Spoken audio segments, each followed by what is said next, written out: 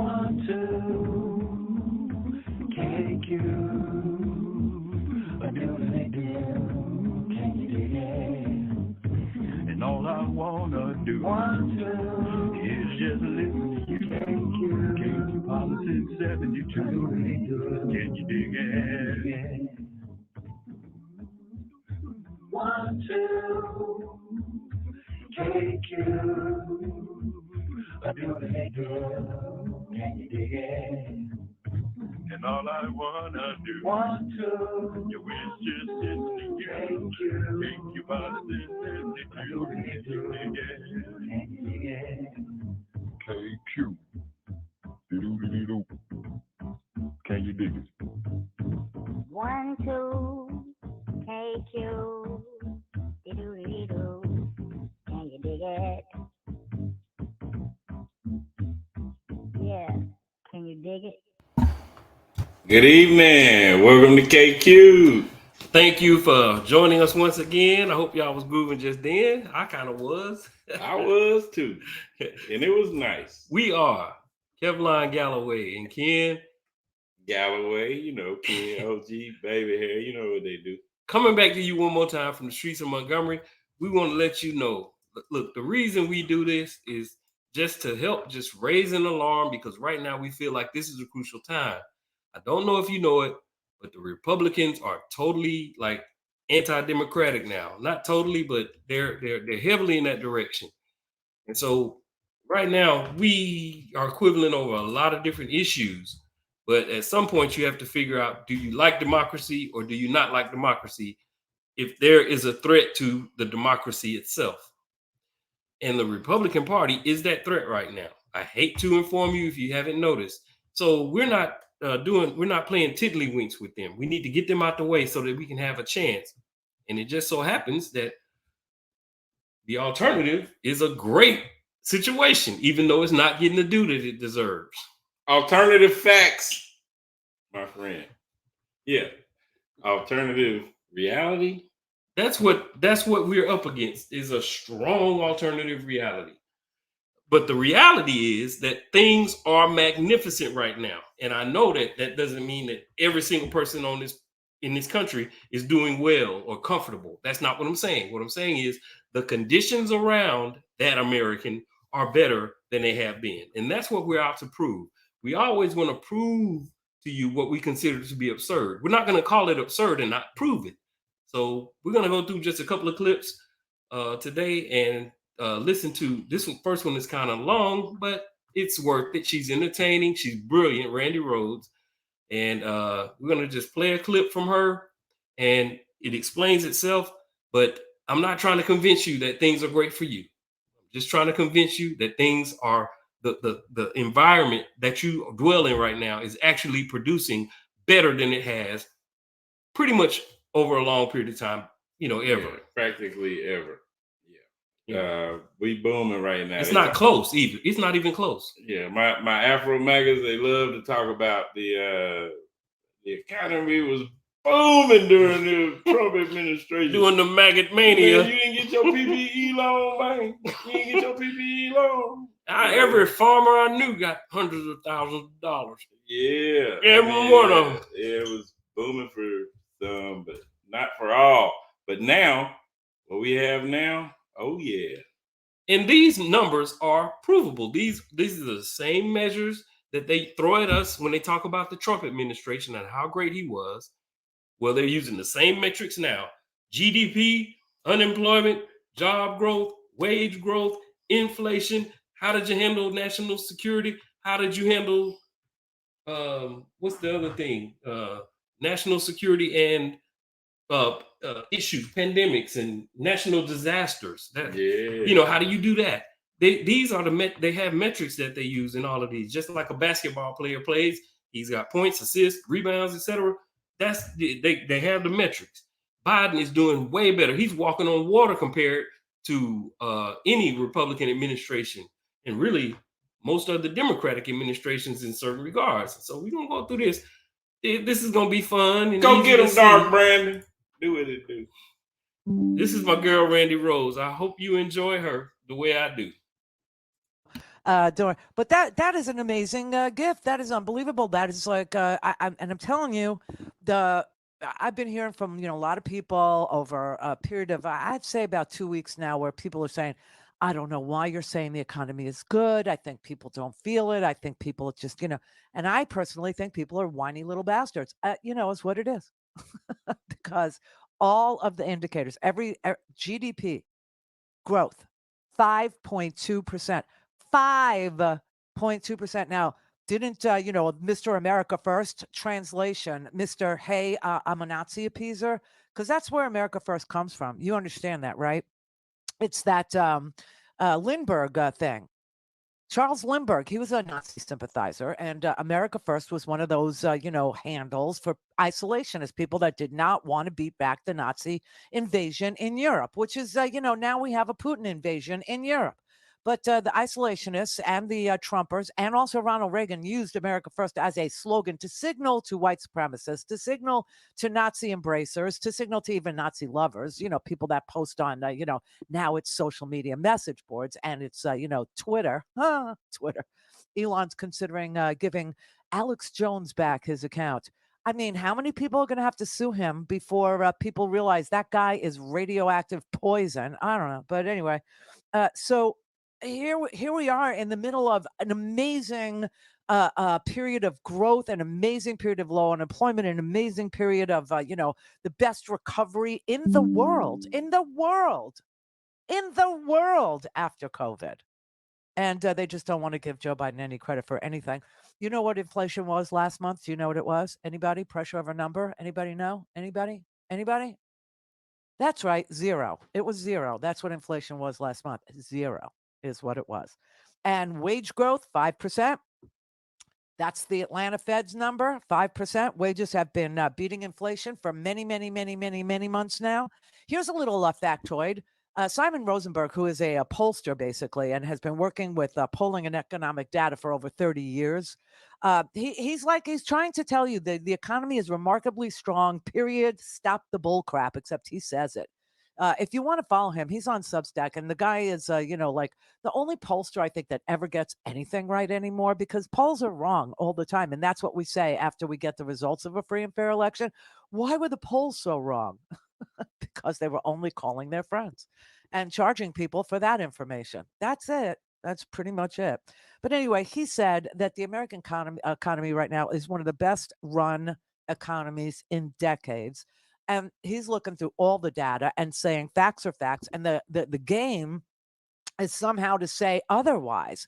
That's like the big game. And it's become a ridiculous and embarrassing game that's being played by various media outlets, in order to keep it a horse race for, 2024, for the next election, to keep it like, kind of like a choice between two perfectly reasonable, good nominees. It's really embarrassing at this point.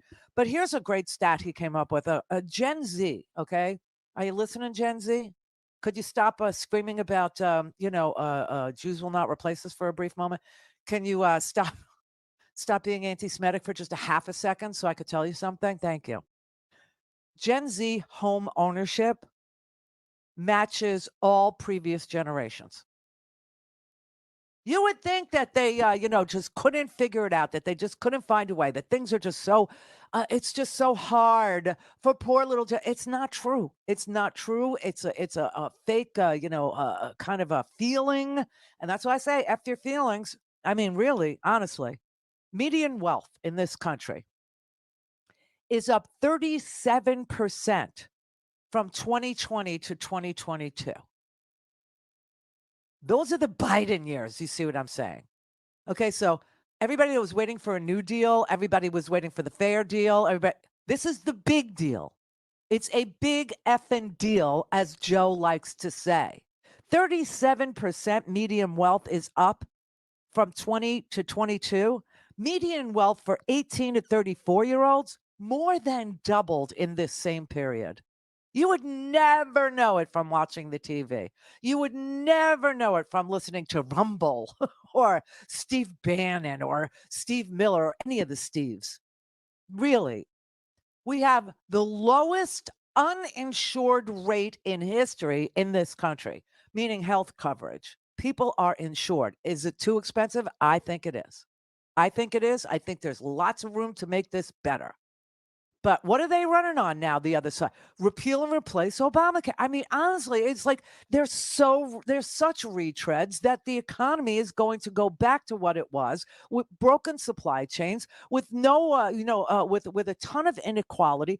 And this is what I was saying to a lovely caller yesterday from Mississippi.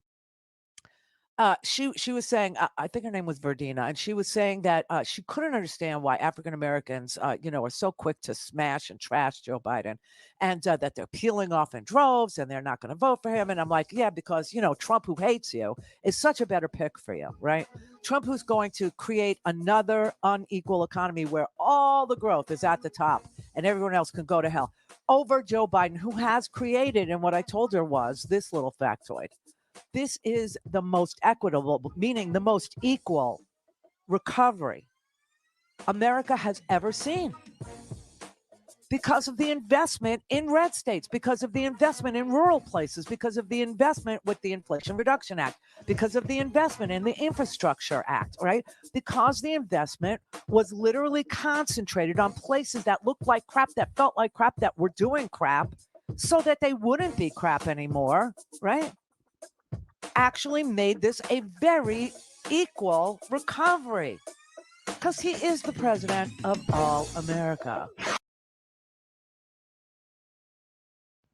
I'm so sorry for playing such a long version of that video, but that was an entire segment. We hesitate to do that, but it just so happens that it makes sense for us to do it sometimes. Now, I hope that y'all got the gist of that. Like, this ain't close. Not even merely. Yeah, it's not close. And that's why we bring in so many other videos and things, because we want you to know this is not just what we are saying. This is what we're bringing to you, and we're showing you that there's a deficit in the alarm that should be inside each one of us to get political, to preserve our democracy, for crying out loud. And when you compare it to the Democrats, it's more so functioning and prospering. That's what's happening policy-wise from the Democrats. They're actually putting things forward that make sense, that heal this country at its weakest points. They always try to do that. Go dark, Brandon. The infrastructure bill, they're putting chip factories up, semiconductors. We're putting China to shame with those now, and that's crippling China's economy. And they are a major military threat to this country. And that's going on. We're cleaning out lead pipes all over the country. And we're putting broadband in rural places, not just Democratic cities like how Trump would do. He would just do Republican places, and which he didn't do, and didn't do them either. He would tell them he was going to do it for them. But with the Democrats, they're actually doing things for America, regardless of whether or not it's a Republican in that city. Sometimes. Most of the time. Yeah. So the other thing that I definitely want to bring to your attention, she brought up what she was discussing was what's his name? Well, she mentioned it in the thing, but he put together a collage of economic indicators that definitely show what the real numbers display. As Simon Rosenberg. Yes, Simon Rosenberg. If you look at Democrats versus Republicans on a ton of different metrics, we're just going to walk through a few of these. Okay, this came from an article that I picked from of his. This article right here, Smoking Jobs Report, American Economy, American People Keep Getting It Done. And this is American people doing it. This is what we're doing as a society. We keep buying. We keep feeling the promise of America as citizens, and they're trying to tear it. The Republicans are trying to tear it down with violence and misinformation and fear and everything else. But these are the numbers. These are the same types of numbers that Republicans measure against. They just don't measure up as well. we keep working hard and harder. And yeah, right now it's paying off in wages and all, but we're gonna get to that in these charts. Yeah, so this is the first chart, and then we'll just make these things ubiquitous. So net job creation in millions. Bush's versus Trump. So the red is always going to be Republicans on any of these charts that we show you. This is the percentage of job creation during the presidencies. This is an aggregate number, a total number for Bush's, all of the Bushes and Trumps. Biden 13.9 million in 2 years. In 2 years, 3 years. Clinton and Obama 33.8 million. And you know, it's pretty obvious. This is what you'll see as a pattern. The Democrats are pretty much going to do a better job on all of these. Job creation per month. And there was factors that happened that caused things to go. But the thing is, it's a consistency of growth. And the things that happened here under the Bushes and the Trumps, these guys dealt with those same things, those same problems. As a matter of fact, they got handed better situations than these guys got handled. These guys got handled catastrophes. Right. Look at the red. And look at the results. They were handed that red. Yes. And these guys were handed this. And they turned it into this. Yeah. It happens every time. Every single time. Do you understand? It's very basic. Next chart. Well, job creation in millions, that just shows it a different way.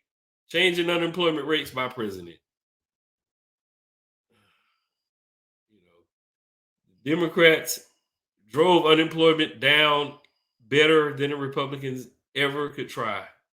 Because really, their focus is not on the unemployed in the first place, except to take more money from them. Yeah, in mass hordes. The deficit.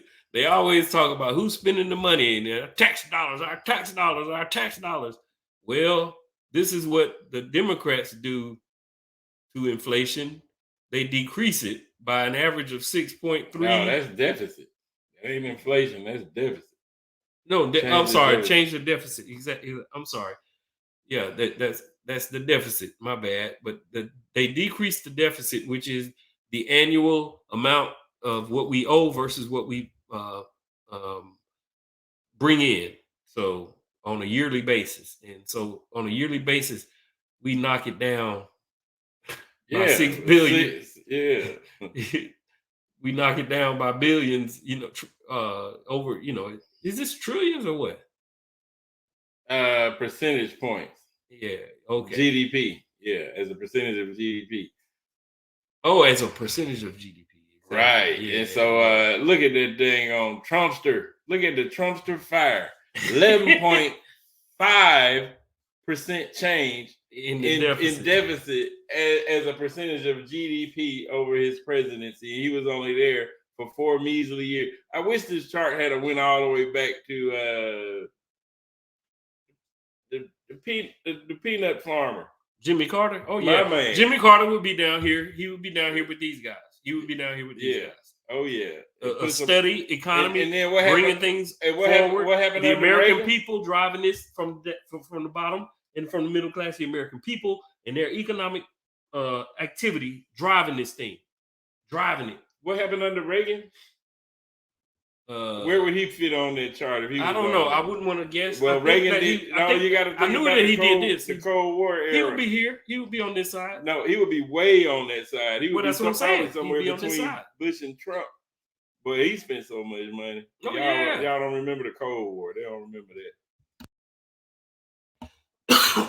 Excuse me. But it just so happens that this is the way it rolls with Republicans. That's what they do every single time. They're going to spend all the money and they're going to do poorly in terms of performance, and our economy is going to suffer as a result. And then they're going to the Democrats fight to get back in office, and then they turn everything around and we ride smooth, and then the Republicans pop up and ask for the keys back.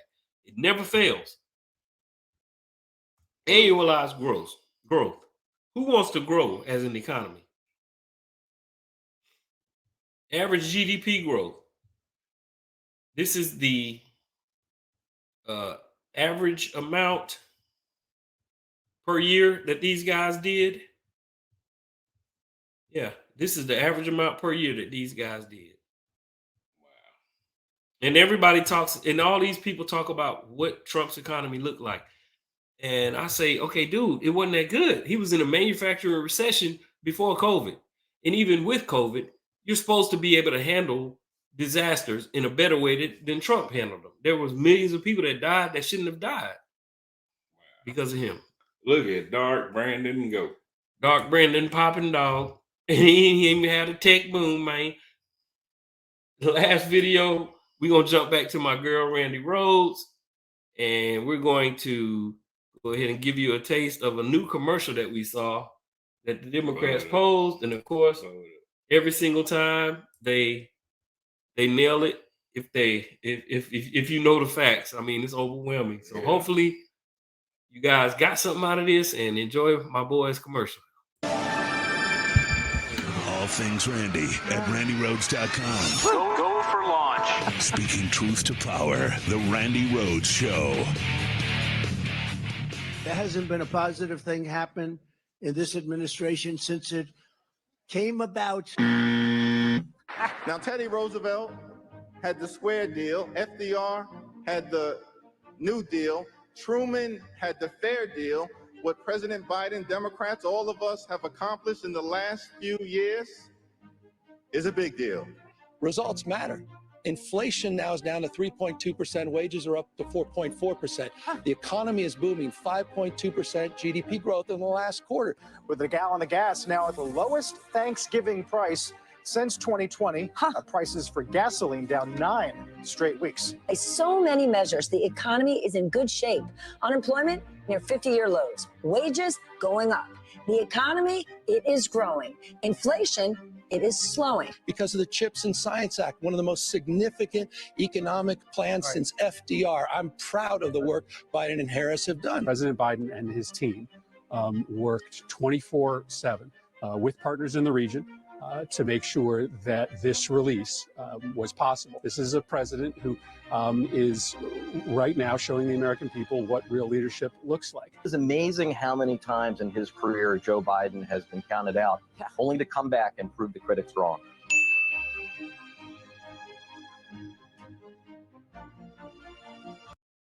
Trump, I'm like, I know nothing. Yeah, that's right.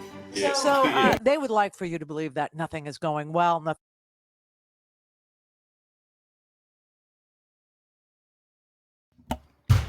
Yeah, that's pretty much all they try to do is convince you that nothing is going well.